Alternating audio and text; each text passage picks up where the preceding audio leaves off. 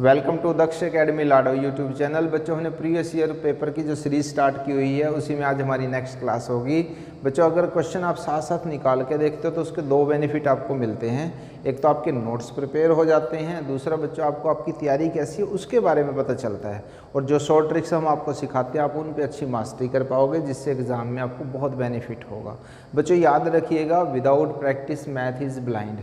तो मैथ को जब तक प्रैक्टिस नहीं करोगे नहीं सीख पाओगे। चलिए स्टार्ट करते हैं। बच्चों शुरुआत में हम दो बहुत ही आसान क्वेश्चन लेते हैं। पहला क्वेश्चन देखिएगा, ए किसी काम को 18 दिनों में तथा बी उसी काम को 24 दिनों में कर सकता है, वे दोनों मिलकर उस काम को कितने दिनों में पूरा करेंगे। बहुत ही आसान बच्चों एक क्वेश्चन है। ये सिर्फ क्या है बच्चों, ताकि आपके कंसेप्ट क्लियर हो जाए। यहाँ देखिएगा, जो ए है बच्चों वो काम को 18 दिनों में कर रहा है और बी जो है वो काम को 24 दिनों में कर रहा है। इस क्वेश्चन को बच्चों करने के कई मेथड हैं, लेकिन आप इस फॉर्मूले से इसको करेंगे तो बहुत आसान हो जाएगा। ध्यान से देखिएगा, जब कभी हमें ए और बी का यानी कि दो लोग मिलके काम को कर रहे हैं, उनका निकालना काम के वो कितने दिनों में करेंगे, तो हम इस फॉर्मूले का यूज करते हैं। बच्चों देखिएगा, इसमें एम क्या होगा, जो पहला पर्सन होगा उसके दिनों को हम एम लिख देंगे, जो सेकंड पर्सन होगा उसके दिनों को हम एन लिख देंगे। यहाँ पे समझ पा रहे हो इस बात को। और दोनों मिलकर काम करेंगे, ये बात ध्यान रखिएगा। दोनों मिलकर जब काम करते हैं तो हम इस फॉर्मूले का यूज़ यहाँ पे डायरेक्ट कर सकते हैं। तो यहाँ पे क्या होगा बच्चों, देखिएगा 18 गुना में 24 आ जाएगा, और नीचे जब आप करोगे तो बच्चों कितना आ जाएगा यहाँ पे 42। आप यहाँ से इसको कैंसिल कर दीजिएगा। जब आप इसको कैंसिल करते हैं तो कितना बनता है बच्चों, देखिएगा 3 से कैंसिल 6 से कैंसिल हो गया बच्चों यहाँ पे। तो ये कितना है 72/7। आगे ये डिवाइड नहीं हो तो कितना आ जाएगा बच्चों, 2/7 डेज आ जाएगा। ठीक है, इससे डायरेक्ट आंसर निकलना स्टार्ट हो जाएगा आपको। एक क्वेश्चन और देखते हैं, डिफरेंस आपको क्लियर हो जाएगा कि हमने इस फॉर्मूले को क्यों रिकमेंड किया आपको। ए और बी मिलकर एक काम को 12 दिनों में कर सकते हैं, बी अकेला उस काम को 18 दिनों में कर सकता है, तो ए अकेला उस काम को कितने दिनों में करेगा। यहाँ पे बच्चों देखिएगा क्या दिया गया आपको, कि जो ए और बी है वो मिलकर 12 दिनों में काम को करते हैं। ठीक है इतनी बात, और बी अकेला उस काम को 18 दिनों में करता है। तो अगर बच्चों ए का काम हमें निकालना हो तो हम इसी फॉर्मूले में थोड़ा सा चेंज करेंगे। ध्यान से देखो जरा, यहाँ पे तो मिलकर काम कर रहे थे, हमने नीचे क्या लिया था बच्चों, प्लस। जब मिलकर कोई काम करता तो एक दूसरे की हेल्प करते हैं तो प्लस होगी हेल्प इसमें। यहाँ पे देखिएगा इन दोनों का काम दे रखा है, बस सिर्फ इतना सा ध्यान रख लेना। इसको हम क्या करेंगे, यहाँ पे m × n सेम रहेगा, और नीचे इनका डिफरेंस ले लेते हैं बच्चों, और डिफरेंस हमेशा किस में लेंगे, पॉजिटिव में लेंगे। सिर्फ इतना सा ध्यान आपने रखना है। 12 × में 18, और यहाँ पे कितना आ जाएगा बच्चों 6। तो जब हम इसको कैंसिल करते हैं तो कितना आता है 36 डेज। बहुत आसान हो जाएगा। इसलिए बच्चों हमने क्या किया, इस पूरी क्लास में दो क्वेश्चन सेम टाइप के लिए, ताकि आपका कंसेप्ट भी क्लियर हो जाए और आप शॉर्ट ट्रिक भी इसमें सीख जाएं। यहाँ पर मिलकर काम कर रहे हैं तो नीचे प्लस रहेगा, ऊपर तो देखिए दोनों मल्टीप्लिकेशन है बच्चों। ध्यान से समझ लो इस बात को, फ़र्क को ध्यान से समझो। यहाँ प्लस आएगा, और यहाँ पे क्या लेना बच्चों, हमने यहाँ पे डिफरेंस लेना है, यानी कि बड़ी वैल्यू में से हम छोटी वैल्यू को माइनस करना है। Is that clear? Within second आपका आंसर आ जाएगा। नेक्स्ट क्वेश्चन देखिए बच्चों क्या है। राजीव को किसी परीक्षा में 20% अंक मिले और वह 24 अंकों से फेल हो गया। मोहन को 45% अंक मिले और वह न्यूनतम पास अंकों से 26 अंक अधिक ले गया। परीक्षा में अधिकतम अंक कितने थे। ये देखिएगा बच्चों, क्वेश्चन बहुत बार आ जाता है एग्जाम में, ध्यान से समझिएगा। इसको बहुत ईजी वे में करेंगे हम। क्या करेंगे देखिएगा बच्चों, यहाँ पे जब राजीव ने 20% अंक प्राप्त किए तो वह 24 अंकों से फेल हो गया। फेल का मतलब क्या बच्चों, हम इसको माइनस में लिख लेते हैं। दूसरी तरफ आपको क्या कहा गया बच्चों, देखिएगा मोहन ने 45% अंक प्राप्त किए और वह 26 अंक जो है न्यूनतम पास अंकों से ज़्यादा ले गया। ओके, जब कभी कोई ऐसा क्वेश्चन आए तो बच्चों उसको आप इस फॉर्म में लिख लीजिएगा, और हमेशा ध्यान रखिएगा कि इधर तो रखना बच्चों इनका डिफरेंस। यहाँ पे कितना है देखिएगा बच्चों, 25% हो गया। यहाँ एक में फेल हो रहा है और एक में पास से ज़्यादा अंक ले लिए उसने न्यूनतम पास अंकों से। समझ रहे हो, जब यहाँ पे फेल और पास और फेल हो तो आपने इन दोनों को प्लस कर देना है। ठीक है इतनी बात। 4 तरह के क्वेश्चन इसमें बन जाते हैं बच्चों। अगर यहाँ दोनों जगह ज़्यादा ले तब माइनस करना है, कम ले तब भी माइनस करना है, लेकिन अगर कम या ज़्यादा हो तो प्लस कर लेना। इस बात को नोट कर लो अच्छे से। तो 1% की वैल्यू निकाल लेंगे बच्चों, यहाँ से कितनी आ जाएगी 2, और टोटल होता है बच्चों 100%। तो इसका मतलब कुल अंक कितने हो गए बच्चों, यहाँ से देखिएगा 200 आ गए। एक मेथड बच्चों हम इसमें और अप्लाई कर सकते हैं यहाँ पे देखिएगा हम कोई ऐसा नंबर ढूंढे जिससे यहाँ 100 बन जाए, तो यहाँ पे भी आप इसी तरीके से मल्टीप्लाई करके ऐसे भी कर सकते हो डायरेक्ट। ओके, एक क्वेश्चन बच्चों और डिस्कस करते हैं। एक परीक्षा में ए ने 30% अंक प्राप्त किए और वह 6 अंकों से फेल हो गया। बी ने 40% अंक प्राप्त किए और न्यूनतम पास अंकों से 6 अंक अधिक ले गया। परीक्षा में न्यूनतम पास प्रतिशत अंक ज्ञात कीजिए। तो इस क्वेश्चन में और पहले क्वेश्चन में जो डिफरेंस आया बच्चों वो देख लो जरा क्या है। बाकी तो चीज़ें सेम रहेंगी इसके अंदर। ए ने क्या किया बच्चों, 30% अंक प्राप्त किए और वह 6 अंकों से फेल हो गया, ठीक है। और दूसरी तरफ जो बी ने बच्चों वो 40% अंक प्राप्त किए और वो 6 अंक जो है न्यूनतम पास अंकों से ज़्यादा ले गया। देखिएगा यहाँ तक तो सेम है। तो पहले क्या करेंगे बच्चों, हम इसमें क्या करेंगे, इधर डिफरेंस करेंगे 10% और यहाँ पे देखिए फेल और पास में है तो कितना हो जाएगा बच्चों, 12 हो जाएगा। अभी मैंने आपको क्या समझाया था कि अगर यहाँ किसी नंबर से मल्टीप्लाई करने से 100 बनता है तो हम उससे कर देंगे। यहाँ देखिएगा 10 है यहाँ पे, तो 10 से मल्टीप्लाई करोगे तो कितना आ जाएगा 100%, यानी कि एक एक जीरो बच्चों इसके साथ और लगा दो आप। समझ में आया। अब देखिए अगर ये कुल अंक पूछते यहाँ पे तो हमारा आंसर यहाँ तक आ गया, लेकिन आपसे ये पूछा है कि न्यूनतम पास प्रतिशत अंक हमने बताने हैं। अब देखिए बच्चों चाहे तो आप ये वाला उठा लो यहाँ से एक, और चाहे आप इसको कर लो। इसको अगर हम लेके चलते हैं तो क्या है देखिएगा, सिंपल वे में समझाता हूँ, ध्यान से समझ लो जरा, पॉइंट समझने का। ये 30% अंक तो बच्चों ले ही लिए थे इसने, ए ने यहाँ पे, ठीक है। 6 अंकों से वो फेल हो गया था। आपने क्या करना बच्चों, न्यूनतम पास अंक के लिए जितने भी अंक हैं ना उसी का प्रतिशत अलग से निकाल लो, और 6 अंक बटे में क्या करोगे बच्चों, यहाँ से देखिए 120, और प्रतिशत निकालने के लिए क्या करोगे यहाँ पे 100, यानी कि जो अंक यहाँ दे रखे हैं ना उसी का प्रतिशत निकाल लो। बस सिर्फ इतना सा काम आपने इसमें करना है। तो यहाँ पे कितना आ जाएगा बच्चों, 5% आ जाएगा। ये 30 और 5 कितने होते हैं बच्चों, 35%। यानी कि जो मिनिमम पास मार्क्स हैं प्रतिशत, वो कितना है बच्चों, 35% है। अगर आप इसको लेकर चलते तो देखिए यहाँ पे भी 6 है बच्चों, तो इसका मतलब 5% है, लेकिन ये ज़्यादा ले रखे हैं तो क्या करते हैं, माइनस कर दे।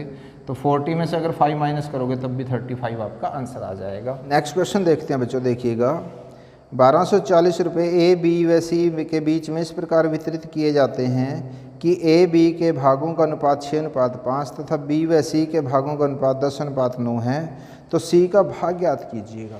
तो सबसे पहले तो बच्चों आपने एक बात का ध्यान रखना, यहाँ पे आपको डायरेक्ट जो है वो अनुपात नहीं दिया गया है।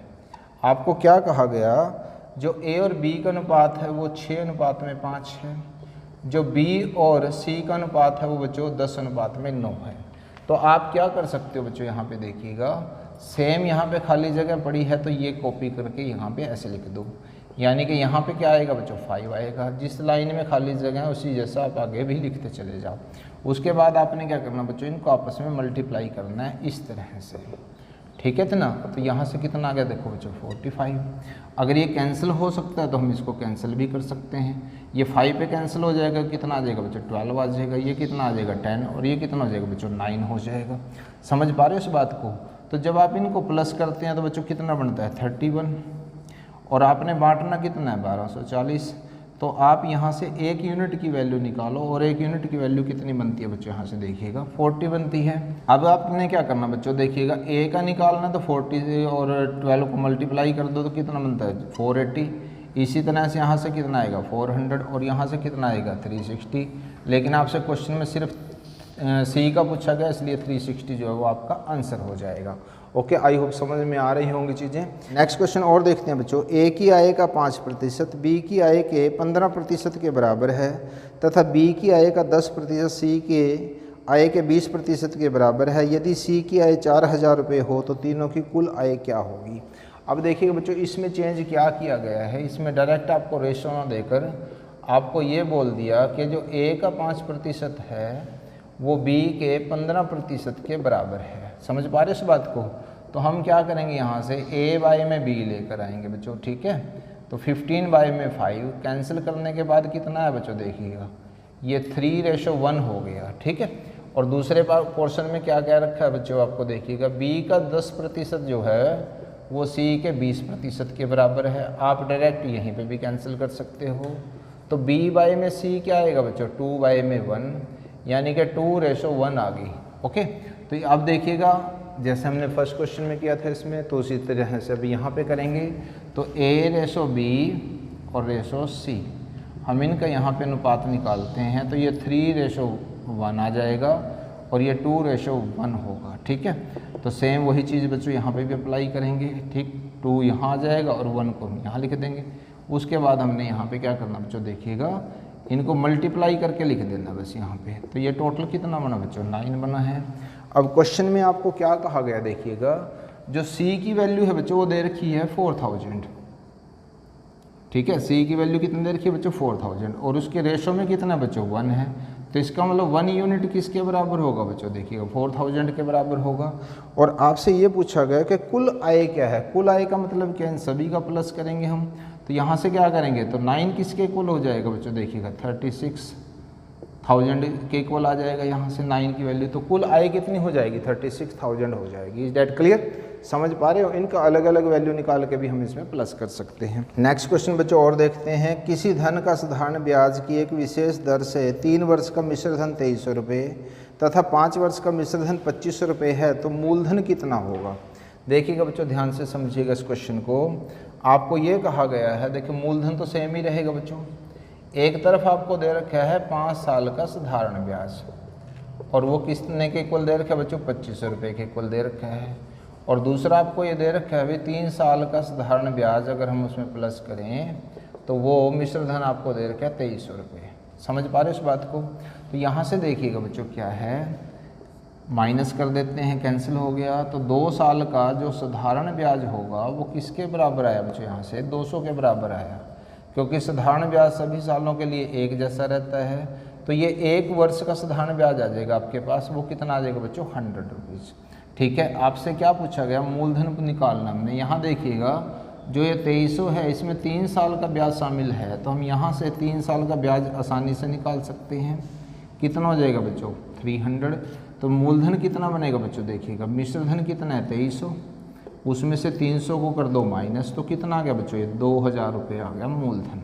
समझ पा रहे हो, बहुत ईजी क्वेश्चन है। नेक्स्ट क्वेश्चन और देखते हैं। कोई धन राशि 4 वर्षों में 750 रुपये तथा 7 वर्षों में 900 रुपये हो जाती है, साधारण ब्याज की दर ज्ञात कीजिए। इस क्वेश्चन में बच्चों मूलधन निकालना था। अब जो नेक्स्ट क्वेश्चन है उसमें बच्चों हमें दर निकालनी है, बाकी चीज़ें सेम रहेंगी इस क्वेश्चन में। यहाँ पे क्या कहा गया, देखिएगा मूलधन है और 7 साल का ब्याज है हमारा। क्लियर है, 7 वर्ष का ब्याज कितना दे रखा है बच्चों, वो 900 रुपये दे रखा है। इसी तरह से जो दूसरे में दिया गया है वो आपको 4 साल का ब्याज दे रखा है, और वो कितना है बच्चों, देखिएगा 750 रुपये है। ठीक, बाकी तो सेम रहेगा जैसे हमने फर्स्ट क्वेश्चन में किया था। कैंसिल हो गया, यहाँ से 3 साल का ब्याज आ जाएगा हमारे पास, 3 वर्ष का ब्याज कितना है बच्चों, देखिएगा 150 रुपये आया, ये 3 ईयर्स का है। 1 साल का ब्याज क्या हो जाएगा बच्चों, देखिएगा यहाँ से 50 रुपये हो गया। अब यहाँ देखिए कितना है, 4 है, तो 4 से गुना कर दो यहाँ पे, तो ये कितना हुआ बच्चों, 200। तो मूलधन क्या बनेगा बच्चों, देखिएगा 200 को हम इसमें से माइनस कर देते हैं, तो कितना है बच्चों, 550 आ गया हमारे पास। ठीक, अब हमें दर निकालनी है। क्या निकालनी है, दर। दर का फॉर्मूला क्या होता है, ब्याज इंटू में 100, और नीचे क्या आएगा, मूलधन और समय। अब यहाँ देखिएगा, यहाँ बच्चे कई बार कंफ्यूज हो जाते हैं, थोड़ा सा ध्यान से देखिएगा। 1 साल का ब्याज भी हमारे पास है, 4 साल का ब्याज भी है और 3 साल का ब्याज भी है। ठीक है, हम क्या करेंगे, कैलकुलेशन को कम करने के लिए 1 साल का ब्याज ले लेते हैं। यहाँ पे 1 साल का ब्याज कितना है, 50 रुपये है, तो गुना में 100 करेंगे। मूलधन कितना आया हुआ बच्चों, यहाँ से देखिएगा 550 है। ठीक है, और समय यहाँ पे 1 वर्ष आएगा। क्लियर है, अगर आप ये लेते हैं 4 साल का ब्याज, तो यहाँ 200 लिखेंगे और यहाँ पे कितना लिखेंगे, 4 लिखेंगे। बस उसके बाद बच्चों आपने क्या करना, कैंसिल कर देना इसको। ठीक है, तो ये कितना है बच्चों, 100/11, यानी कि यहाँ से 9:1/11 आंसर आ जाएगा आपका। नेक्स्ट क्वेश्चन देखते हैं बच्चों। 270 मीटर लंबी एक रेलगाड़ी 25 किलोमीटर पर हार की चाल से चल रही है। 2 किलोमीटर प्रति घंटे की चाल से विपरीत दिशा से आते हुए मनुष्य को वह कितने समय में पार कर लेगी। बच्चों कोई भी क्वेश्चन हो उसकी लैंग्वेज को बड़े अच्छे से समझिएगा। यहाँ पे आपको क्या कहा गया है कि 270 मीटर लंबी एक रेलगाड़ी है, 25 किलोमीटर प्रति घंटे की चाल से वो चल रही है। ठीक है, जिस दिशा में ये जा रही है उसके विपरीत दिशा में 2 किलोमीटर प्रति घंटे की चाल से कोई पर्सन दौड़ा चला आ रहा है। हमसे ये पूछा गया कि ये जो गाड़ी है इस पर्सन को कितने समय में पार करेगी। तो सबसे पहले तो बच्चों डिस्टेंस की अगर हम बात करें तो डिस्टेंस हम यहाँ पे देखिएगा ये मीटर में है, और स्पीड जो है बच्चों देखिएगा जब डायरेक्शन अपोजिट होगी तो हम दोनों को प्लस कर देते हैं, क्योंकि एक दूसरे की हेल्प करेंगे क्रॉस करने में। तो ये कितना आ गया बच्चों, यहाँ से देखिएगा 27 किलोमीटर पर हार। अगर आप इसके मीटर पर सेकंड बनाते हैं तो 5/18, तो 9 दूनी 18 और 9 तिये 27, तो ये कितना आ जाएगा बच्चों 15/2 मीटर पर सेकंड। क्लियर है। और टाइम की बात हमें है यहाँ पे निकालना। ओके, तो वो क्या आएगा बच्चों, डिस्टेंस बाय में स्पीड, इसका मतलब क्या है 270, और नीचे क्या आएगा बच्चों देखिएगा 15/2, तो इसका मतलब क्या है 270, 2 यहाँ पे चला जाएगा और 15 रह जाएगा बच्चों यहाँ पे। अब हम क्या करेंगे बच्चों देखिएगा, इसको कैंसिल कर देते हैं, तो यहाँ से कितना आ जाएगा बच्चों 36 सेकंड आ जाएगा, यानी कि वो 36 सेकंड में उस पर्सन को पार कर जाएगी। ठीक है, इतनी बात। नेक्स्ट क्वेश्चन और देखते हैं बच्चों। एक 130 मीटर लंबी एक रेलगाड़ी एक पुल को 90 किलोमीटर प्रति घंटे की चाल से चलते हुए 21 सेकंड में पार करती है, तो पुल की लंबाई हमें ज्ञात करनी है। हमें बच्चों इस क्वेश्चन में देखिएगा क्या दिया गया, जो गाड़ी की लंबाई है वो 130 मीटर दे रखी है, और वो किसी पुल को पार करती है, उसकी लंबाई हम मान लेते हैं L मीटर। ठीक है, और हमें इस पुल की लंबाई ही ज्ञात करनी है। तो जो डिस्टेंस होगी बच्चों वो तो सारी की सारी इन दोनों को, पुल हो या यहाँ पे प्लेटफॉर्म हो उसको, और प्लस में गाड़ी की लंबाई को प्लस करेंगे तो हमारे पास कुल लंबाई आ जाएगी। ठीक है, इतनी बात। अब स्पीड देखिएगा बच्चों यहाँ पे कितनी दे रखी है 90 किलोमीटर पर हार। तो सबसे पहले तो हम क्या करेंगे बच्चों, इसको मीटर पर सेकंड में चेंज करेंगे 5/18 से, तो ये कितनी आ गई बच्चों देखिएगा 25 मीटर पर सेकंड आ गई। ठीक है, इतनी बात। और टाइम दे रखा है बच्चों यहाँ पे 21 सेकंड। अब जो डिस्टेंस का फॉर्मूला होता है वो होता है स्पीड इनटू में टाइम। डिस्टेंस यहाँ पे कितनी है बच्चों देखिए 130 प्लस में L है। अब यहाँ से स्पीड कितनी है देखिएगा हमारी 25, और जो टाइम है वो कितना है बच्चों 21। तो जब आप इसको मल्टीप्लाई करते हैं तो ये आता है 525। ठीक है, तो L की लंबाई कितनी आ जाएगी बच्चों, 130 को माइनस कर दो तो 395 मीटर। और ये जो L है ये किसकी लंबाई है बच्चों, यहाँ से देखिएगा पुल की लंबाई है। तो आपका आंसर जो है वो 395 मीटर आ जाएगा। आई होप बच्चों आज की क्लास भी आपको बहुत अच्छी लगी होगी। सो वीडियो को लाइक शेयर कमेंट करना मत भूलिएगा। चैनल पर नए हैं तो सब्सक्राइब जरूर कीजिएगा, नोटिफिकेशन बेल को जरूर प्रेस कीजिएगा ताकि हर वीडियो की नोटिफिकेशन आप तक पहुँचती रहे। Thanks for watching.